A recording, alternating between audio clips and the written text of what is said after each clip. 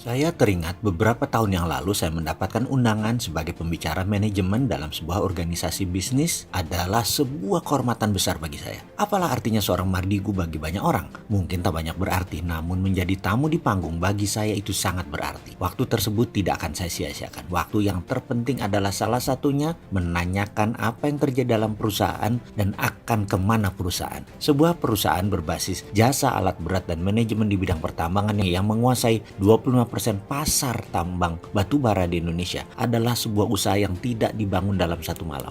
Organisasi saya misalnya, saya membandingkan.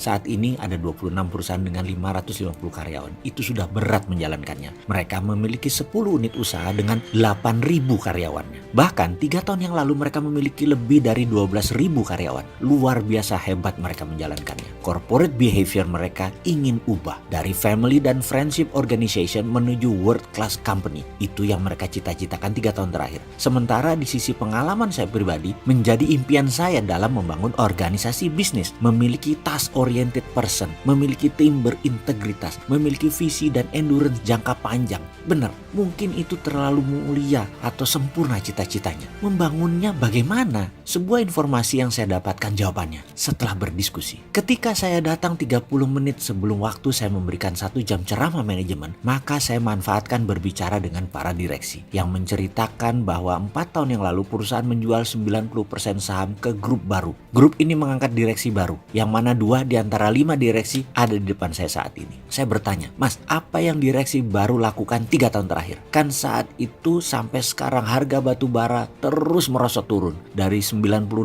hingga saat ini mungkin sekitar $50.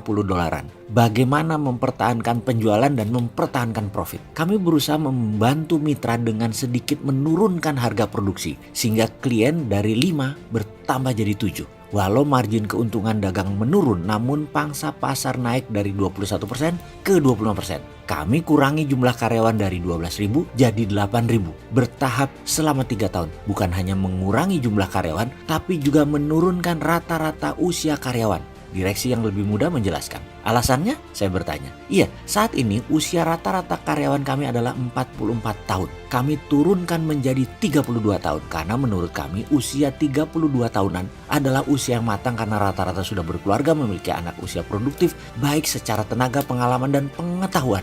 Menarik idenya. Saya ucapkan pujian itu. Terus, jadi bagi karyawan berusia di atas 40-an tahun, kami tawarkan program pensiun dini. Dan kami juga rekrut kaki muda baru usianya 25-28 tahun. Sehingga kami dapat rata-rata usia pekerja sekitar 32 tahunan. Dan usia pengalaman kerja rata-rata 10 tahun. Tidak harus 10 tahun bersama kami, namun 10 tahun tersebut memenuhi kaedah kematangan perilaku individu secara manajemen dan berorganisasi. Demikian direksi menjelaskan singkat. Dan bagi saya itu sebuah terobosan menarik. Lalu Mas, apalagi strategi manajemen untuk menurunkan biaya? Saya mencoba menggali lebih dalam. Saya tahu tidak semua orang mau atau punya strategi jangka panjang. Jika digali lebih dalam, yang dijawab ternyata oleh mereka. Dari sisi maintenance, kami menggeser working hour mesin dari 15.000 jam ke 22.000 jam. Bahkan ada yang 28.000 jam dengan menggunakan alat berkualitas bagus. Agak mahal, namun memanjangkan usia barang. Hal ini berefek menurunkan 7% biaya. Direksi yang lebih tua menjelaskan kepada saya. Saya menyimpulkan, jadi direksi melakukan penurunan harga jual 3%, membuat happy mitra tambang namun sales naik 4% karena pangsa pasar bertambah, alias gain atau mendapatkan 1% pendapatan perusahaan ekstra. Benar demikian ya Mas? Mereka berdua mengangguk seperti burung kenari di dahan. Lalu direksi menurunkan biaya produksi 7% hingga EBITDA perusahaan naik sekitar 6-8%. Begitu ya?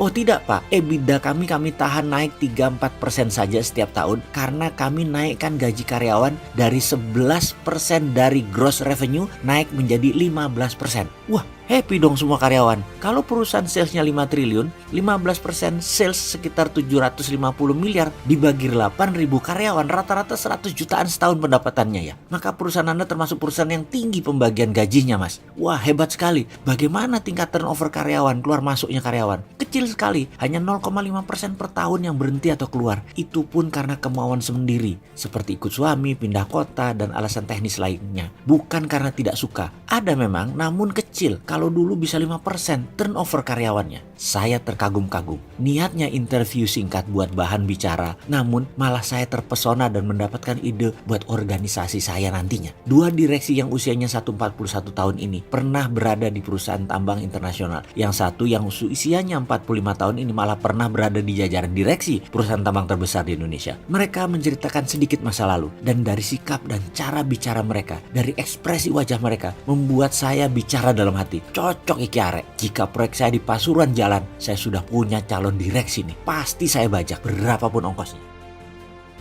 Mas, apa bedanya depresiasi dengan devaluasi? Nah, ini dia nih, paling males kalau baru masuk kerja sudah diganggu dengan WA yang masuk dari seorang politikus senior sebuah partai. Pasti dia mau cari bahan pembanding tentang ekonomi negara saat ini dari sisi yang paling kritis. Ya ketemulah orang geblek seperti saya ini. Maklum, beliau adalah dari partai pendukung pemerintah, yang seakan pendapat saya selalu melawan pemerintah. Padahal niat saya, kalau bahaya dan ada solusi lain yang lebih baik, ya saya kasih tahu. Kan pejabat juga saudara sebangsa dan setanah air. Wajib memberitahu hal yang benar. No hard feeling kok, asli. Ini bikin saya males kalau ada sesuatu yang berhubungan dengan politik. Dalam hati, dengan terbatasnya likuiditas perbankan di Indonesia, dengan tidak adanya kredit baru yang signifikan, dengan harga telur yang naik, dengan harga ayam yang naik, dan berbagai macam kebutuhan pangan bergerak naik, bahkan subsidi pemerintah naik demi menahan harga listrik dan BBM untuk tidak naik. Terus saya mau menjawab apa? Mengatakan sesungguhnya atau bilang pura-pura bagus ekonomi Indonesia? Dia pasti memerlukan data saya yang nakal dan dia akan carikan jawabannya. Kalau nggak tahu info, pasti terkaget-kaget dia dengan komen si Sontoloyo. Jadi ada baiknya dia tahu lebih dulu apa isi pikirannya si Sontoloyo ini. Itu pikiran kotor saya yang berprasangka buruk terhadap dia. Saya menjawab singkat. Depresiasi adalah strategi keuangan untuk meningkatkan daya saing ekspor produk nasional. Demikian saya jawab singkat. Lalu dia bertanya lagi, artinya depresiasi itu by design ya? Artinya depresiasi itu dengan sengaja dan dikendalikan? Ya iyalah, kecuali negara yang nggak paham ekonomi, nggak paham dengan geoekonomi dunia, nggak baca pasar pergerakan harga dunia, selalu tergopoh-gopoh dengan kondisi luar negara. Depresiasi itu bagian dari strategi negara, bukan korban kebijakan negara lain. Seperti misalnya Cina saat ini mendepresiasi uangnya menghadapi tarif impor tinggi Amerika. Itu depresiasinya adalah strategi negara. Misalnya yang lain lagi, Amerika menurunkan atau mendepresiasi dolar dari tahun 77 hingga tahun 81 hingga 50% nilai dolar turun untuk meningkatkan ekspor Amerika dan menahan produk impor barang dari Jepang. Demikian saya menulis di WA sedikit panjang. Kalau di Indonesia di tahun 72 kan 1 dolar 325 rupiah. Sekarang 2019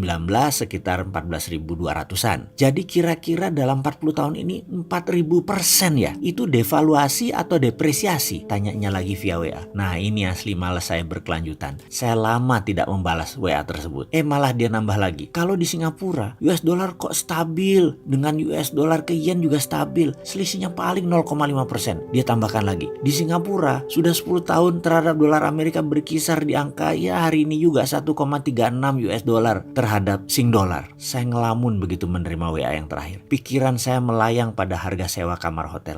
Saya setiap ke Singapura dengan keluarga dalam 25 tahun ini sudah bolak-balik selalu menyempatkan tinggal di hotel tua di belakang Orchard Road, yaitu York Hotel. Sampai hafal semua pegawai tersebut. Harga 15 tahun yang lalu saya masih ingat, per malam 78 Singapura dolar. Dan pertengahan tahun ini saya menginap lama di sana. Harganya berubah menjadi 80 dolar per malam. Naiknya dikit sekali. Sepertinya tidak ada inflasi kali di sana. Di Singapura itu jangan-jangan tidak ada depresiasi, apalagi devaluasi. Padahal negara yang mengandalkan impor untuk pangan hingga 90% dan hidup tergantung produksi luar negaranya. Kok bisa ya stabil mata uangnya dan keadaan ekonominya? Dan saya pun lupa menjawab WA tersebut. Bodo amat, mau ngeteh dulu ya.